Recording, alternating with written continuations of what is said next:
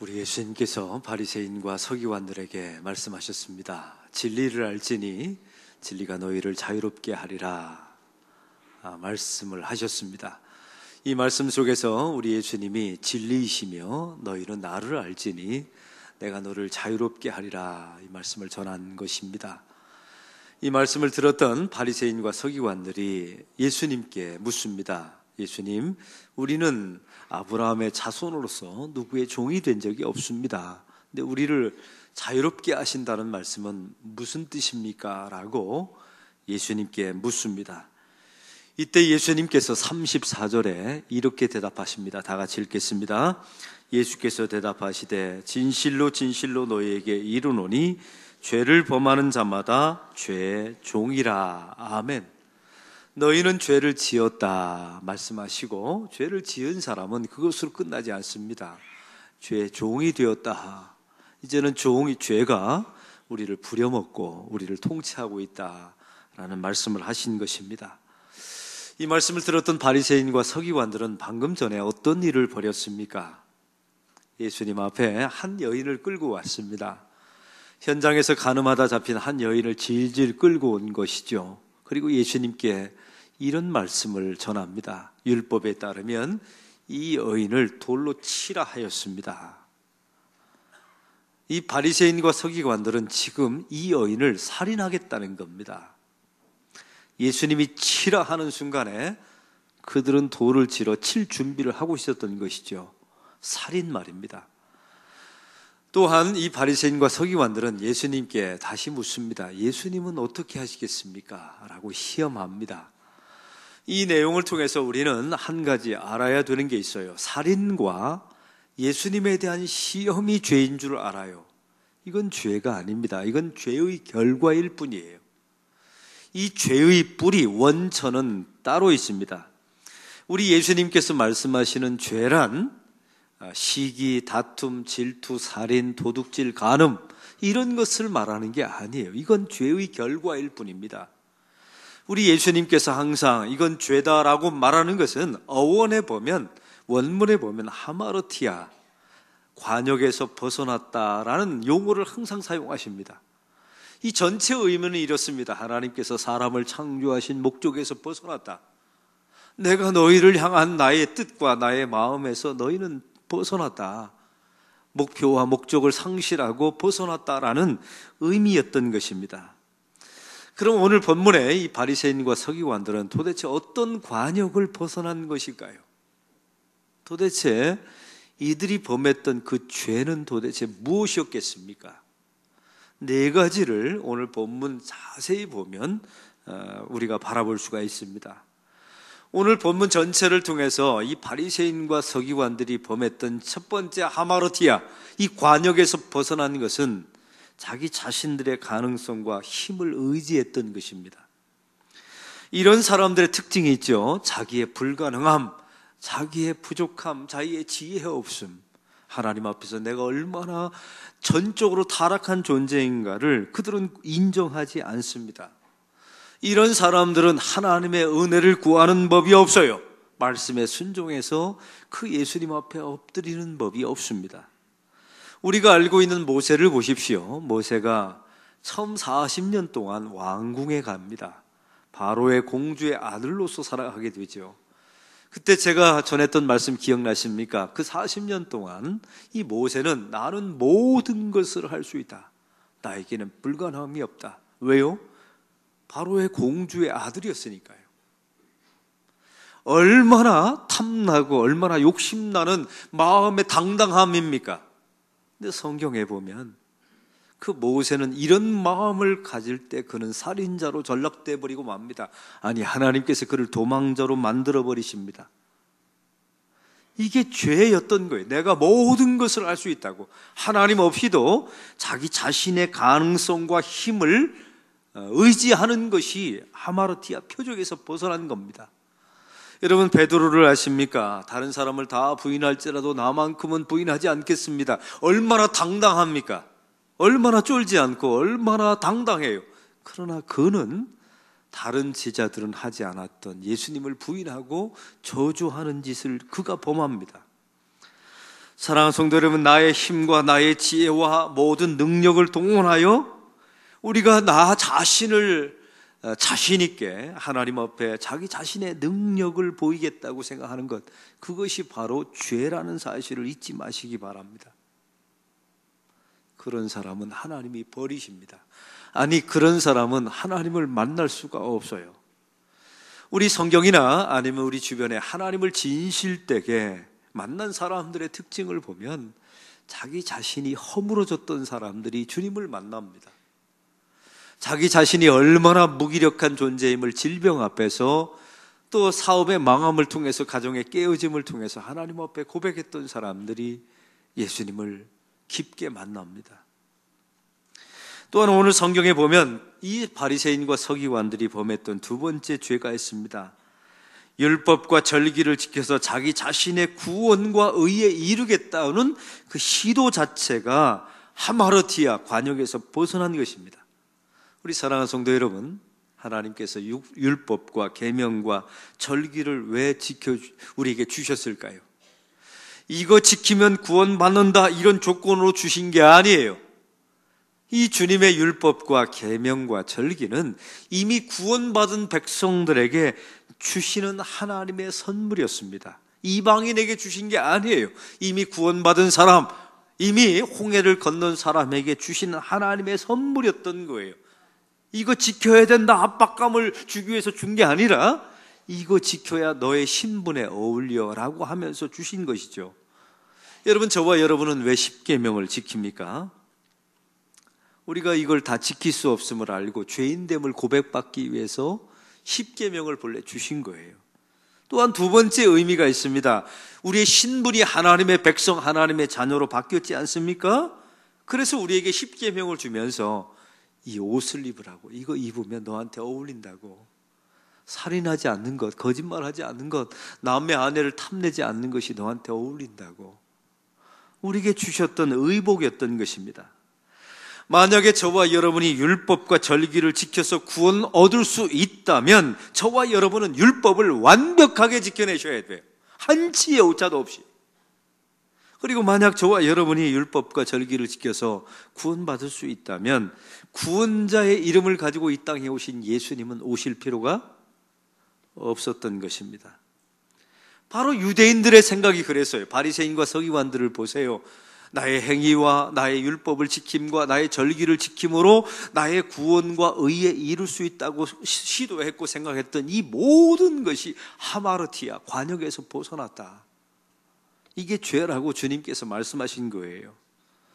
또한 세 번째, 바리새인과 서기관들이 범했던 죄가 있습니다. 율법을 들어서 자기 자신이 얼마나 대단한 사람인가를 증명하고 자랑하려 들었던 것, 이것이 죄였던 것입니다. 이들이 율법을 지킨 이유가 무엇입니까? 나의 신분이 바뀌었으니 옷을 갈아입는다? 이런 거 아니었어요. 나에게만 어울리는 옷이므로 나의 하나님의 백성이 되었으므로 나는 이제 거룩하게 살아야지라는 하나님의 은총으로 율법을 그들은 지키지 않았습니다. 이제 은혜를 받았으니 주님을 사랑하는 마음으로 이 율법을 지켜야지, 이런 마음이 하나도 없었어요. 오직 나의 존재를 증명하기 위하여, 오직 내가 얼마나 대단한 사람인가를 사람 앞에 보이기 위해 헌금하고, 그런 사람들이 교회에서 봉사하고 이런 식으로 교회에서 하나님의 사역을 했던 사실입니다. 이런 사람들은 이게 죄라는 거예요. 이런 사람은 자기 부인이 없어요. 겸손 없습니다. 나의 권리를 항상 주장하죠. 내가 헌금을 얼마나 많이 했는데 자기 주장을 합니다.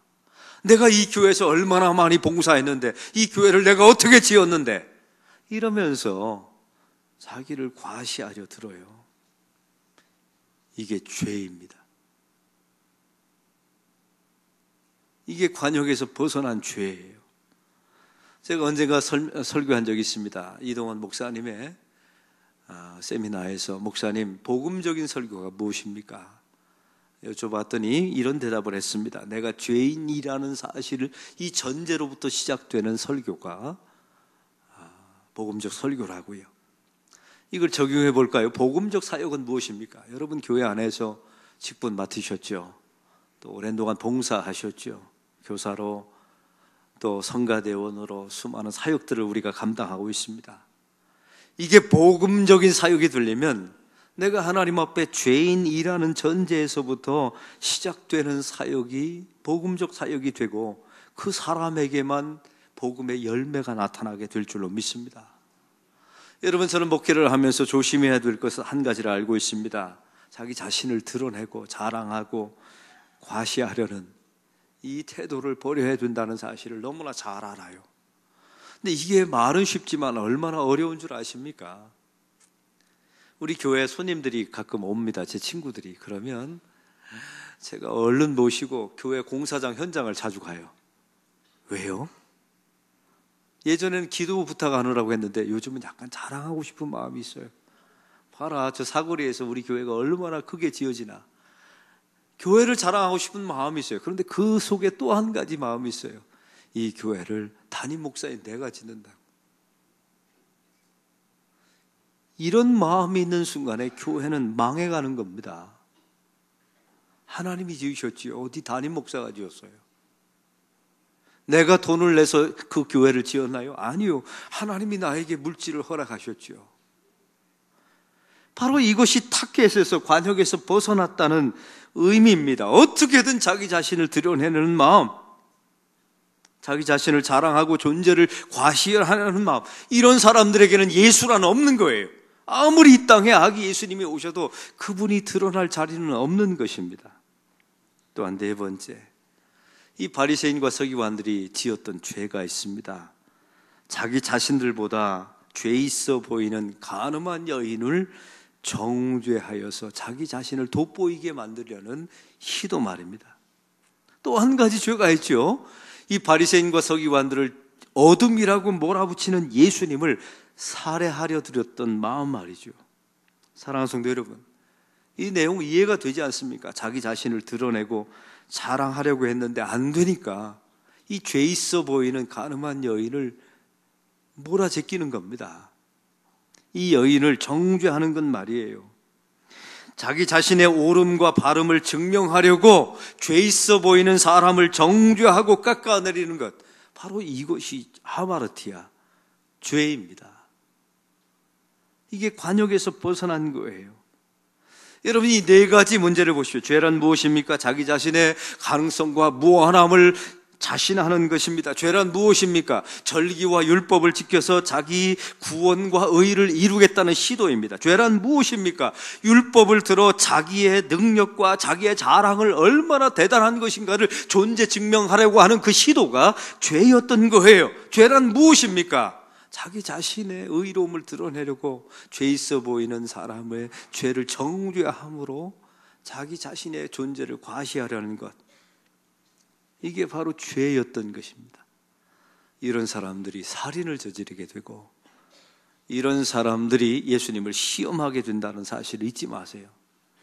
이 네 가지를 단 한마디로 줄인다면 나도 하나님처럼입니다. 이 네 가지의 근본 뿌리는 하나는 자기 숭배예요. 하나님을 섬긴다고 하면서 결국 그 속에 깊이 들어가 보면 자기 자신을 섬기는 내용이 남아 있어요. 하나님을 믿는다고 하면서 그 하나님의 힘을 이용해서 자기의 힘을 축적하고 사람들 앞에 그걸 과시하려는 마음,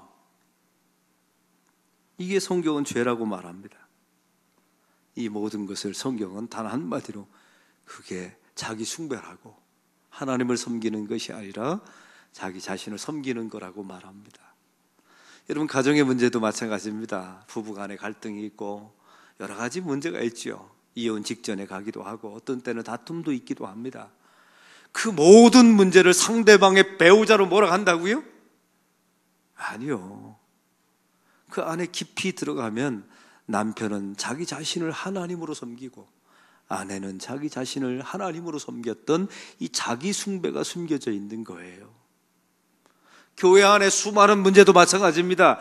그 내면에 솔직히 한번 줘보세요. 그 문제의 뿌리를 깊이 들어가 보면 하나님은 사라져버리고 예수 그리스도의 은혜의 대속은 사라져버리고 그 안에 자기 자신을 우상으로 우뚝 세워놓고 섬기는 모습이 가장 큰 문제라는 사실입니다. 에덴 동산에 하나님께서 선지를 창조하시고 아담과 하와를 만드셨어요. 이 아담과 하와에게 있었던 첫 번째 시험을 기억하십니까? 사탄이 뱀의 모습으로 찾아와서 이렇게 묻습니다. 아담아, 하나님께서 저 동산의 모든 실과를 먹지 말라 하더냐? 이 질문 자체가 아주 교묘해요. 이 모든 실과를 다 먹으라 하더냐라고 물어야 되는데 먹지 말라 하더냐? 우리 안에 어떤 이 죄 울컥하는 이 자유에 대한 속성을 불러일으키려고요. 그때 아담이 대답하죠. 아니다. 다 먹게 하셨을 때 동산 중앙에 있는 선악을 알게 하는 나무의 열매는 먹지 말라 하셨다. 이때 사탄이 이렇게 말합니다. 너희가 그것을 먹으면 눈이 밝아져서 하나님처럼 될까 하노라. 이게 무슨 시험이었겠습니까? 네가 이거 먹고 하나님 되라는 시험이었습니다. 네가 이거 먹고 너의 인생을 네가 주인이 되어서 살아가라는 겁니다. 하나님의 통치를 받지 말고 너의 인생을 너의 주관대로 너의 감정대로 풀어가라는 거예요. 너의 인생의 중심에 너 자신을 앉히고 너를 숭배하며 살라는 시험이었던 거예요. 이게 인류를 지금까지 괴롭힌 거, 인류의 최대 이단은 신천지 통일교가 아니었던 겁니다. 만모니즘, 이것도 쉬워요. 가장 인류의 최대 이단은 자기 자신을 섬기는 자기 숭배였던 사실이에요. 성경은 이것을 죄다, 이게 죄의 뿌리다라고 말씀하신 겁니다. 할렐루야. 성경의 시편 43편 21절에 보니까 하나님께서 이런 말씀을 하십니다. 이 백성은 내가 나를 위하여 지었나니 나의 찬송을 부르게 하려 함이니라. 하나님께서 하나님의 백성을 지으신 것은 내가 지었답니다. 그리고 나를 위하여, 나의 영광과 나의 찬송을 위하여 지었답니다. 그러면 저와 여러분의 표적은 무엇입니까? 관역은 무엇일까요? 그 하나님을 예배하고 그 하나님을 높이고 그 하나님을 찬송하는 것이 하나님의 백성의 의입니다. 이 관역에서 벗어나는 순간에 여러분의 가정은 회파될 거예요. 이 교회는 하나님의 성전이 아니라, 교회가 아니라 세상의 것이 득실득실하는 장사판이 될 것입니다. 자기 숭배주의의 판이 되어버리고 말 거예요. 사람은 모두 다 죄를 범하죠. 그래서 죄의 종이 되어버리고 맙니다. 이 죄의 종이 되었다는 것은 얼마나 비극인 줄 아십니까? 죄가 우리의 주인 노릇을 해요. 그래서 날마다 우리를 이리저리 흔들어 댑니다. 그리고 죄 짓는 길로 우리를 끌어가죠. 이런 죄의 종이 된 사람들의 특징이 있습니다. 두 가지 특징이 있는데, 첫째는 자기 자신이 죄의 종이라는 사실을 몰라요. 이게 얼마나 비극입니까?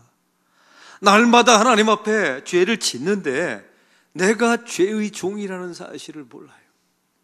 그리고 두 번째, 너희는 어둠이다, 너희는 죄의 종이다 라고 말하면 기분 나빠하고 경노합니다.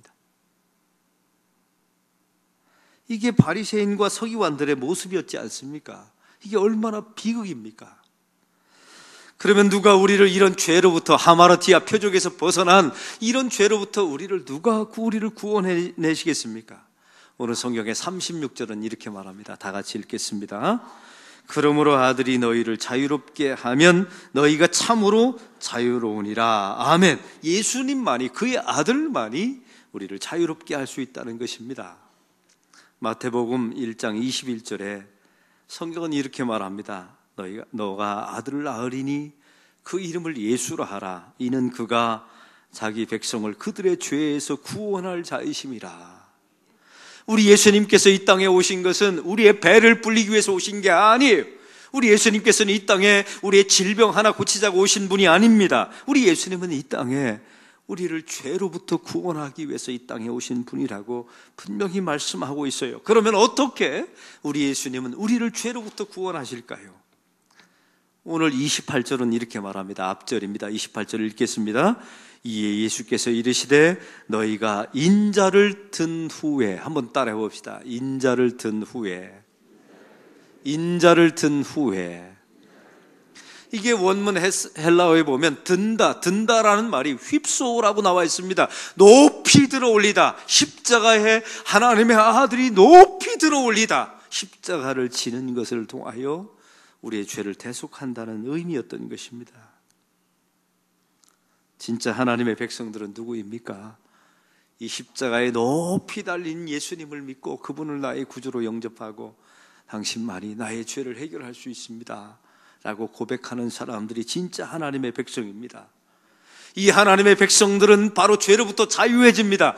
여러분, 자유해진다는 의미가 뭔지 아세요? 그러면 나는 죄로부터 자유하고 나는 자유롭다, 이런 의미가 아니에요. 죄로부터 자유한 사람은 반드시 예수의 종이 되게 되어 있습니다. 할렐루야. 예수님께 매이는 사람이 돼요. 아는 예수님의 통치를 받는 사람이 됩니다.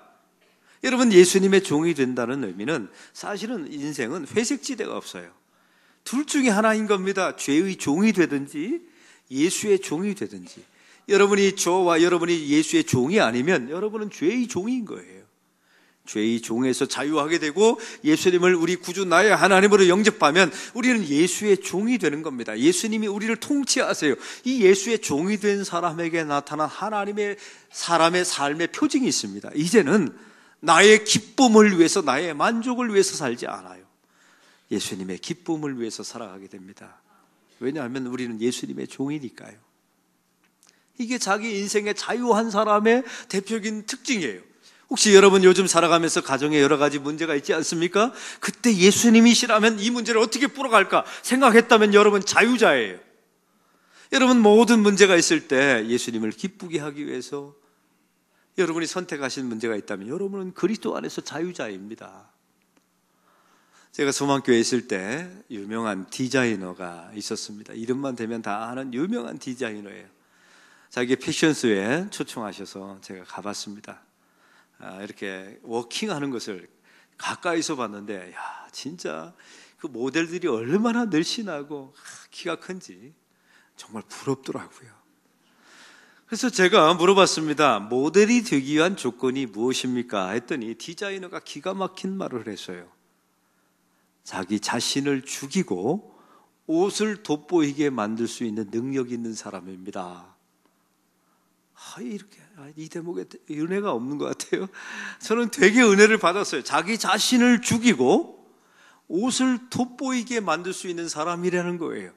그러면 모델들의 특징이 있답니다. 이게 골격이 막 우람하고 막 얼굴이 멋있게 예쁘게 생긴 모델은 쓰지 않는데요. 이 대목에 또 제가 얼마나 은혜를 받았는지. 눈이 크거나, 그래서 여러분 모델들은 눈 크고 막 멋있게 생긴 모델들이 별로, 그건 가짜 모델이라는 거예요. 진짜 모델은, 정상에 선 모델은 별로 안 예쁘대요. 키만 멀쩡하게 크고 몸매는 말랐지만. 왜? 피팅을 해야 되니까요. 이걸 보면서 제가 이런 마음을 갖게 되었습니다. 하나님, 진짜 모델은 자기 자신을 죽이고 옷을 드러내는 사람이랍니다. 진짜 목사는 자기 자신을 죽이고 예수님을 드러내는 목사가 진짜 목사랍니다. 하나님, 저도 그런 목사가 되게 해주십시오.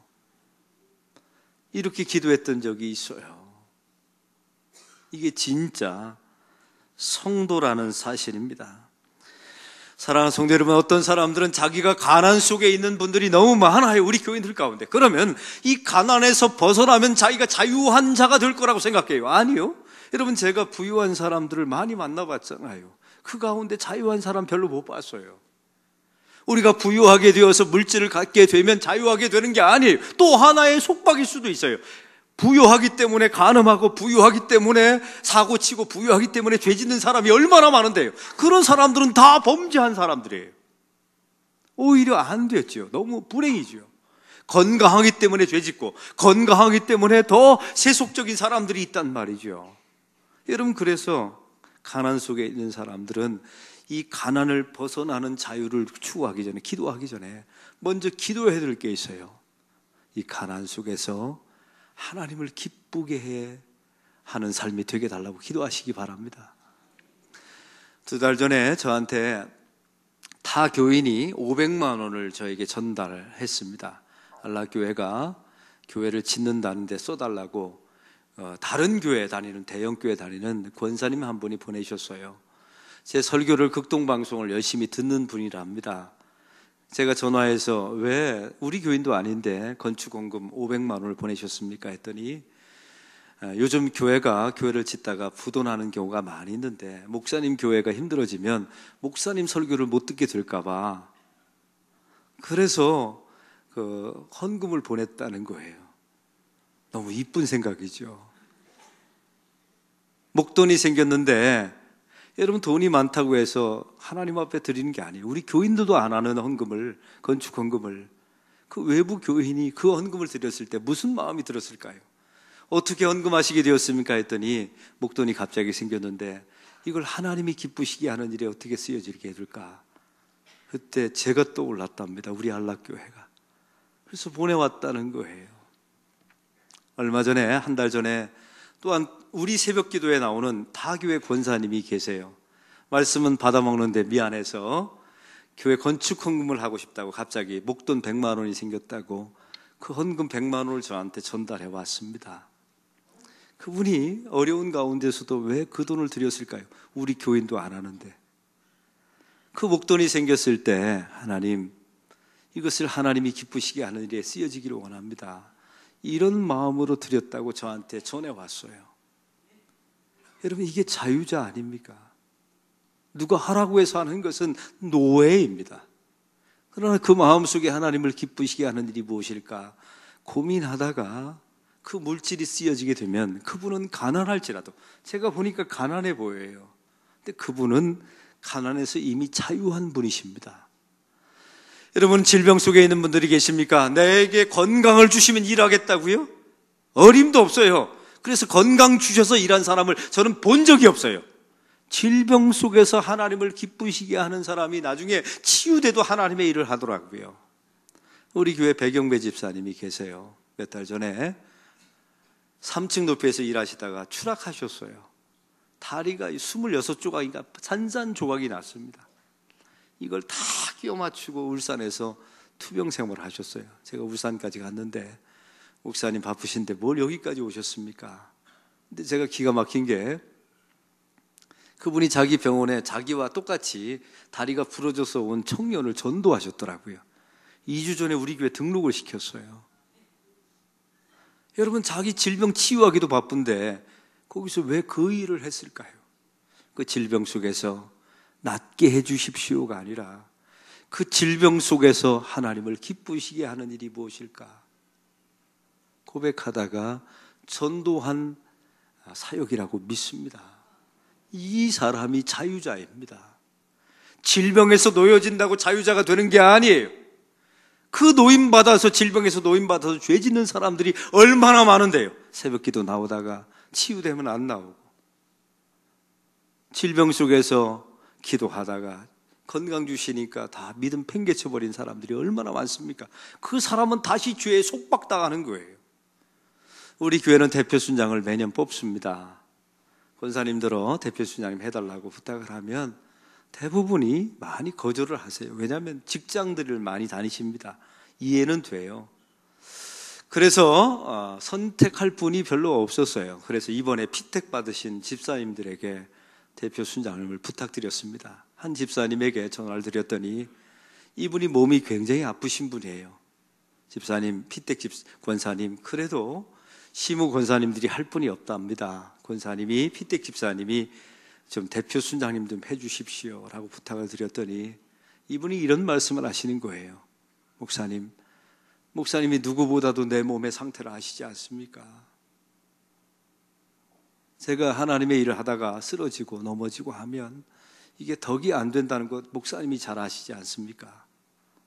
그때 제가 그 집사님에게 그런 말을 나누었습니다. 집사님,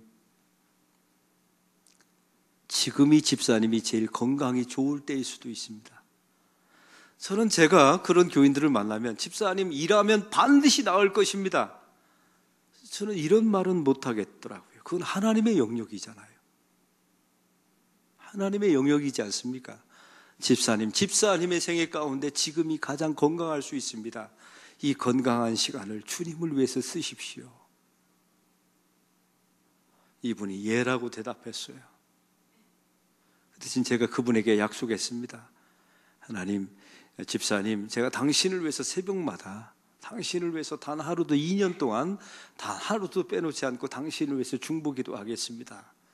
그 대신 병을 낫는다는 보장은 없습니다. 그러나 이 집사님이 왜 그 순간에 저의 말을 응답했을까요? 그 질병 속에서 하나님을 기쁘시게 하는 일이 무엇일까 고민하다가 그 목사의 제안을 아멘이라고 받아들인 줄로 믿습니다. 여러분, 이것이 자유입니다. 이것이 하나님의 관역입니다. 이 관역을 벗어나지 마시기를 주의 이름으로 축원합니다. 내가 삶이 힘들고 어려울수록 여러분의 가정에 문제가 있을 때마다 그 깊은 뿌리 속에 자기 숭배가 있었다는 사실을 잊지 마십시오. 나 자신을 드러내고 과시하고 나 자신의 존재 증명을 했던 그 자기 숭배가 있다는 사실을 잊지 마십시오.